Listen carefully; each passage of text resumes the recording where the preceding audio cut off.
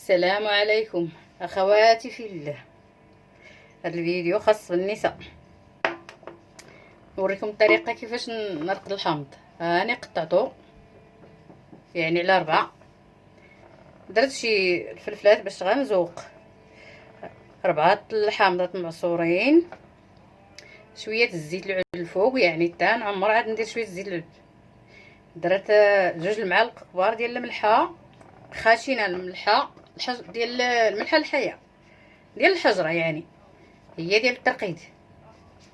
والقرعه اللي غندير فيها الحامض هي هذه. شفتوا الخل هكا اللي تندير انا، الخل تندير فيها الخل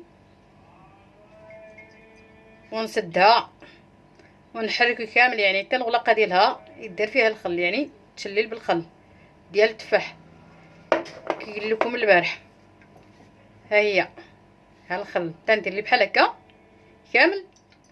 هذيك الساعه نحيدو نخويه، نعمر القرعه ديالي ان شاء الله. غنوريكم الى ساليت نوريكم الطريقه ديال الكمون. اللي عزيز عليها الكمون البلدي ما تشريش عند العطار. ملي يكون العيد الكبير تيكون الكمون موجود بالكثره.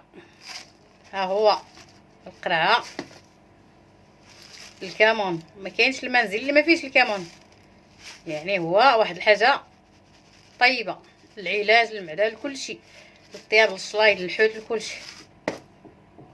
هاد الكمون عندي انا عامين ليه في الفريغو. تنجبد انا داكشي اللي تندير، يلي داكشي اللي غنستعمل هو اللي غنجبد، نحكو غير بين يديا او انت طحنيه اللي بغيتي اللي عجبك.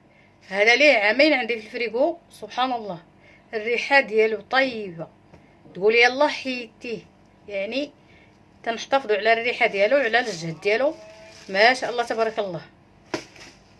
اللي عزيز عليها الكمون تشري كيلو ديال الكمون، تنقيها و2 كيلو اللي عندها اللي قدات عليه، تنقيه مزيان، ديرو في القرعه، دير ليه المكه. القرعه خاص يدار فيها ها البلاستيكه باش تسد ما يدخلش ليها البرد ديال الفريغو.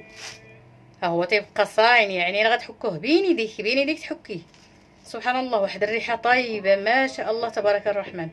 ها هي اللي عزيز عليها الكمون دير ليه بحال هكا، تشري كيلو او 2 كيلو اللي قديتي عليه هذيك الساعه، وخزنيه وعودي جبدي داكشي اللي غديري، ديري في القرعه الصغار باش القرعه اللي غتعودي تجبدي هزي منها داكشي اللي بغيتي وردي ثاني للفريغو.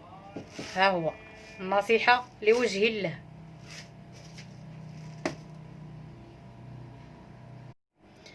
ها الشغل ديالنا موجود، الحامض ديالنا مصايب. هاني درت الزيت فوق من الحامض، غطيته بالزيت ولا ملحه على حساب باش ما يدخلش ليه البرد. وغندير ليه السلوفان، يعني زوقته باليازير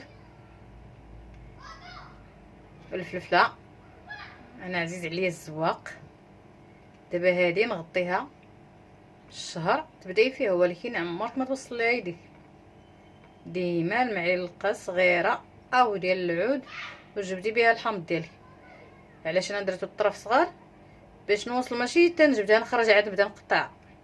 هذا غترقدي به الدجاج، غديريه فوق المرق، غديري اي حاجه. عندك الدجاج الروم راه ضروري خاصو الحامض. هذا راه زوين ما شاء الله، راه بعد الخضره تيلي طلع عندك الا درتي بزاف راه تيبرك تيولي بحال العسل، واللون ديالو ديما يبقى بحال هكا. هو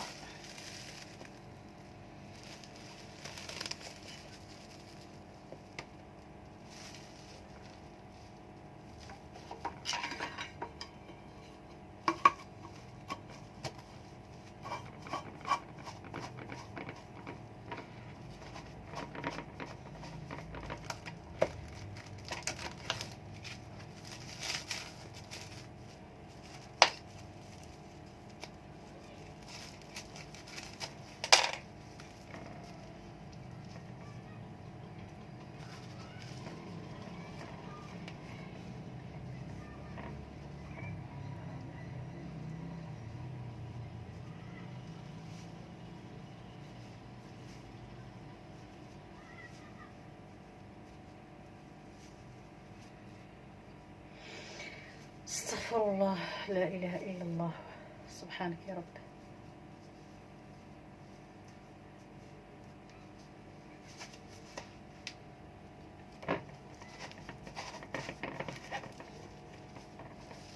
غير نوريكم كي داير داكشي علاش تعطل.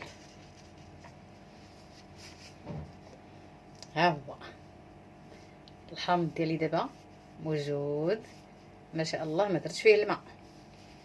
هذا الحامض، عصرت الحامض، شويه الزيت الفوق، شوي يعني تقريبا 2 المعالق ديال الزيت العود، درت فيه اليازير، النون كامل والزوق. هذا هو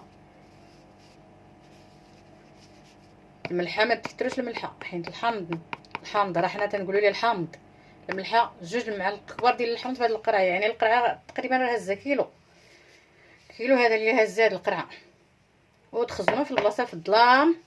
عندي الكربانه، اي حاجه فقدتها صايبتها نديرها لداخل ديال الخوربه في الظلام. والسلام عليكم.